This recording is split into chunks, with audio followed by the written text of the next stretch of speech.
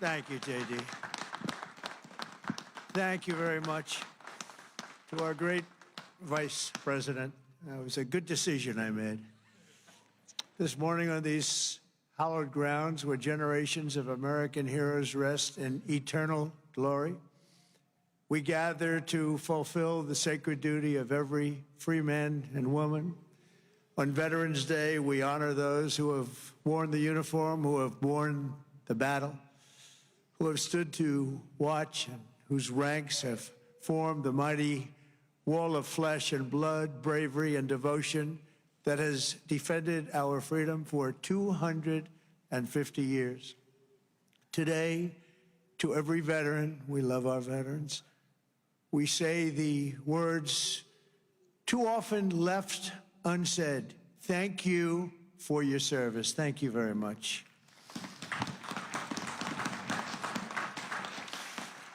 And we want to also say thank you for carrying America's fate on your strong, very broad and proud shoulders.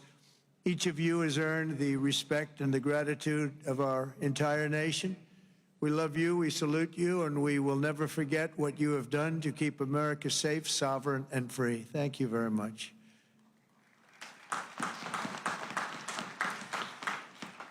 And we're also honored to be joined by a great man. He will go down as a great man someday. Speaker Mike Johnson. Speaker. Wherever you may be, Speaker. We love you, Speaker. There he is, right there. Good. Got a good location.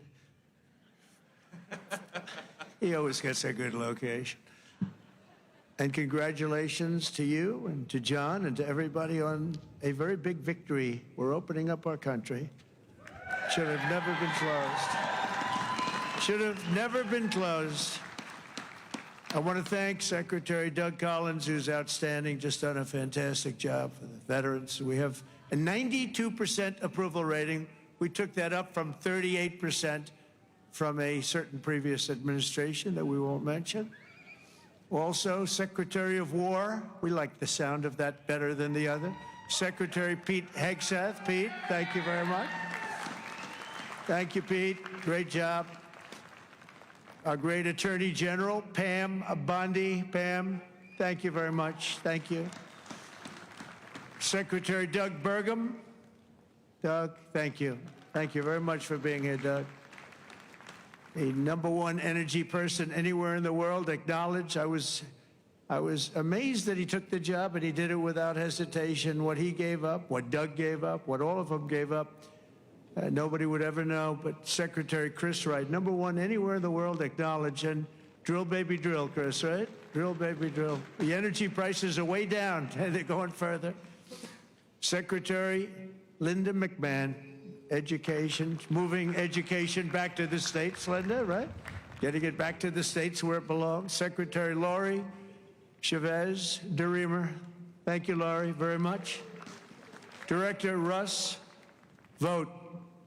Director, thank you. What a good job he's doing. Cutting, but fairly cutting. Director Tulsi Gabbard. Thank you, Director. Ambassador Jamieson Greer, what a job he's done. We've taken in trillions of dollars in tariffs, and we want to keep it that way. It's been good for our country, I can tell you, including national security. General Dan Kane. General, thank you. He's a real general. And congratulations on wiping out the nuclear capability of Iran in about a matter of seconds once they got there. They traveled a total of 37 hours, but once they got there, they were very quick. And also to many other very distinguished guests. We have an amazing group of people. I'd like to name every one of you, but I think a lot of people would be upset. It's a little cold. The pages of American history are filled with the tales of titans, icons, innovators, and trailblazers who built this country into the greatest, most ambitious, and most prosperous nation the world has ever seen. And we brought it to new levels. I'll tell you, we were going in a direction for a period of time, but we've never been hotter than we are right now. This is the hottest country anywhere in the world. Yet every captain of industry, every pioneer of science, and every star whose brilliance has lit up the lights of Broadway all share one thing in common. They only had the chance to soar because the veterans had the courage to serve. They took care of those people. They took care of all the stars. The stars that you read about wouldn't be here without our veterans. Everything we have, everything our country has achieved has been purchased by the muscle, spine, and steel of the United States military. We owe it all to the fierce and noble men and women of the Army, the Navy, the Air Force, Space Force, Coast Guard, and the United States Marines. Here's a guy. Our service members, our own words, are the greatest possible tribute to their immortal valor. Shortly before the Battle of Bull Run, Major Sullivan Ballou of Rhode Island became a big name, didn't he? Wrote to his dear wife, Sarah. He said, "I know how great a debt we owe to those who went before us," he said. "And I'm willing, perfectly willing, darling, to lay down all my joys of this life to help maintain this government and to pay that debt." Just 1 week later, Major Ballou did just that. He gave his life to save our country.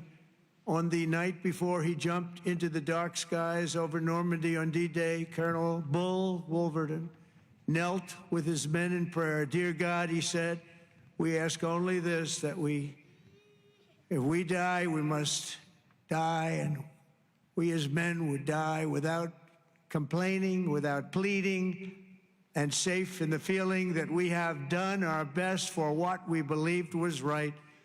We must do what is right." Colonel Wolverton, too, died for us so bravely in battle. Today, we remember with overwhelming gratitude the more than 1 million American service members who have made the supreme sacrifice and laid down their lives for the good old USA. Generation after generation, America's warriors have left behind the comforts of home and family to face violence, evil, and death so that our families could know joy, goodness, and peace. We honor them so strongly. Our heroes have lived through unthinkable nightmares so we could live the American dream, and the American dream is coming back again, stronger than ever before, and you'll see that as the next few years evolve. They have volunteered to give their last breaths to all of us so that we could breathe free. And today we know without any doubt in our hearts that after 2.5 centuries, America stands tall because America's veterans stood so strong. And soon our country will be stronger than ever before. The American veteran has forged a legacy of gallantry and daring without parallel in human history. In September 2009, Army Captain William Swenson was driving through the Afghan mountains when his convoy was ambushed by over 60 Taliban insurgents.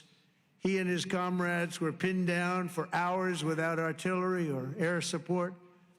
A fellow soldier was shot in the chest, and Captain Swenson crossed an open field to aid his brother in arms. People said, "Don't do it, Captain, don't do it." He did it. When the terrorists closed in around them and demanded their surrender, Captain Swenson threw a grenade at the enemy and rallied his men to break their advance. He then carried the wounded soldiers hundreds of yards to a rescue helicopter before charging back 3 times, back and forth into the fire to save the wounded and bring them home. Even after 7 hours of fighting, he refused to leave any man behind. Retired Lieutenant Colonel William Swenson is here with us in Arlington, and for his actions that day, he proudly wears the Congressional Medal of Honor. Colonel Swenson, thank you very much. Thank you very much, please. Thank you. Thank you very much.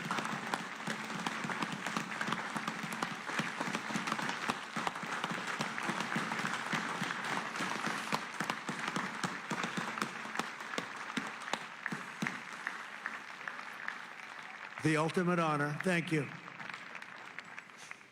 Another person who shows the Medal of the American Veteran is Dale Stovall. As an Air Force helicopter pilot in Vietnam, Captain Stovall was assigned to rescue a downed American airman deep in hostile territory. Despite the extreme peril, Captain Stovall took off in his HH-53C helicopter and soon came under intense fire, forcing him to turn back. But the captain refused to abandon his mission. The next day, he willingly plunged back into the danger while taking fire from all directions. He didn't have a chance, he felt, but he said, I got to do it.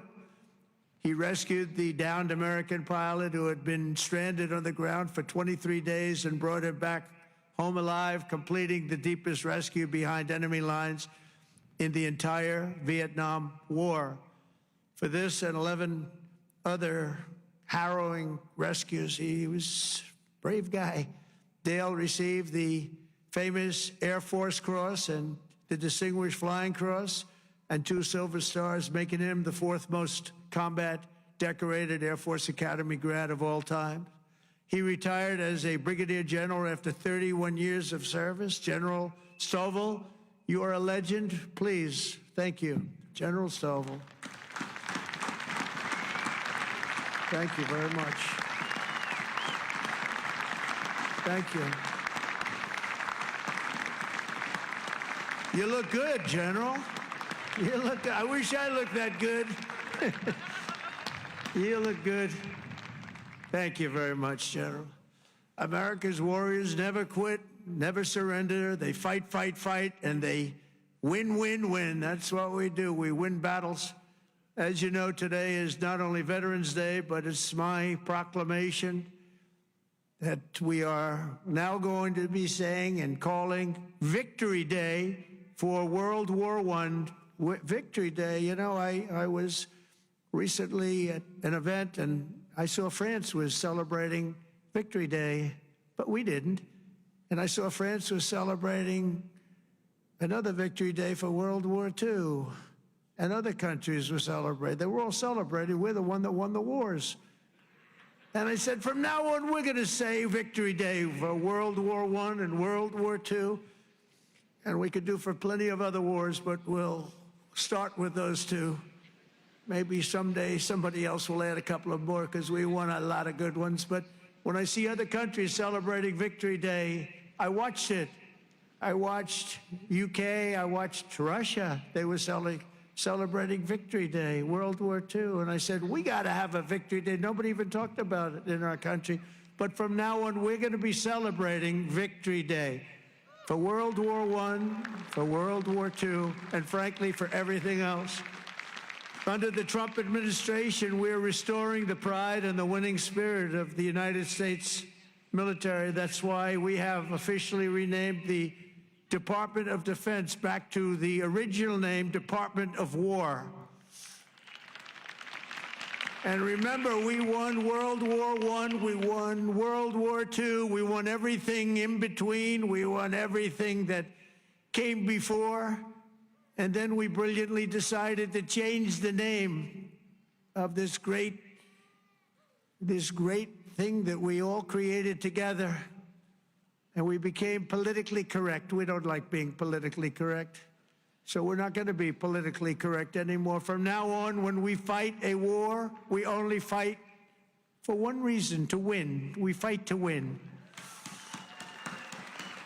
That under my leadership, we're also fighting for the great veterans who have always, always been there for us, and especially when we needed them and needed them most. In 9 months, the Trump administration has cut the backlog of VA benefit claims in half.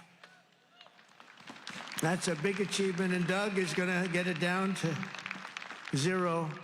During the Biden administration, the backlog exploded like we had never seen before, and I'm going to eliminate 100% of that backlog. We're moving at that pace, and already we've processed more than 3 million backlog claims, the most of any year in the history of the VA. We've added more than 1 million extra service hours across the VA centers, and we've opened 20 new facilities in 13 states, something that people said just not possible to do.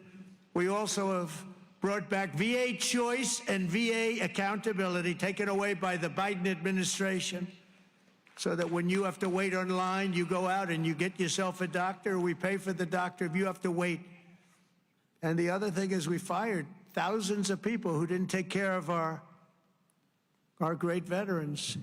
They were sadists, they were sick people, they were thieves, they were everything you want to name, and we got rid of over 9,000 of them. And then when Biden came in, he hired them back, many of them, but we got rid of them.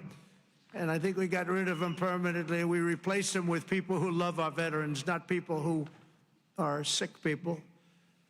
We're also confronting the challenge of veterans' homelessness, and earlier this year I signed an order establishing the National Center for Warrior Independence to house up to 6,000 veterans in need, and we will not stop until we have ended the tragedy of homeless veterans once and for all. I'd see in New York where people that came into our country illegally, they came in illegally, would be put up in hotels, and veterans would be sitting on the sidewalk outside of that hotel where these other people are put in. And many of the people that came in were put in from prisons. They were murderers.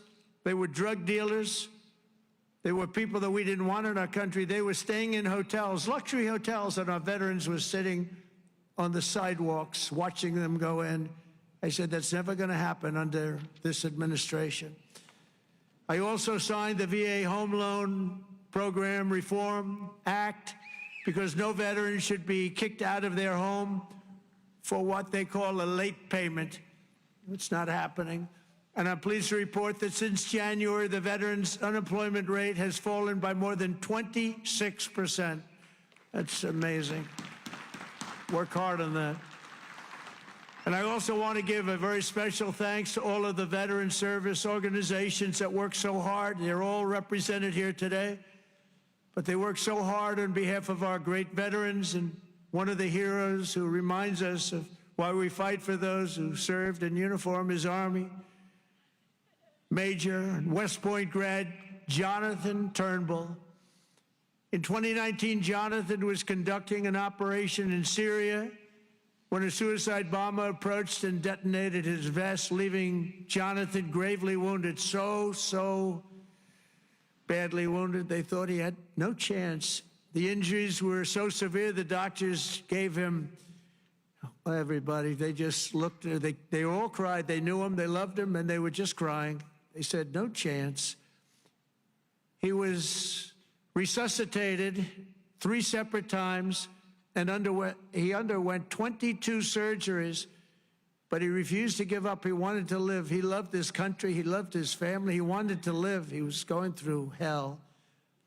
I visited Jonathan at Walter Reed in 2020, remembered so well, and today I'm delighted to say that Jonathan is not only alive, he is here with us, back on his feet, and living a great life alongside his beautiful wife, Samantha, and their 3 incredible children. Jonathan, Samantha, please. God bless you. God bless you. Thank you. Where are you? There he is. There he is. Beautiful. Thank you very much. Thank you. You're a tough guy. You're a tough one. Nobody could have gone through what you went through. He's doing good, isn't he, huh, Samantha? Thank you very much, both.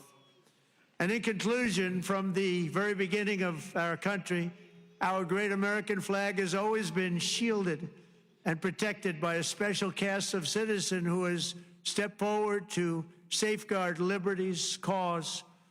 When danger came, when duty called, when Almighty God asked, who had the will and the strength to defend the land of the free, each and every American veteran stood up and said, here I am, send me, here I am.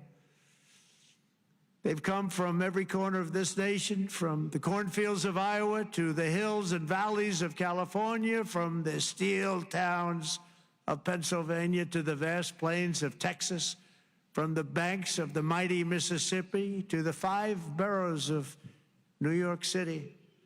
With selfless commitment and unyielding conviction, they made themselves America's ramparts and became the shield between our homeland and those who would do us harm.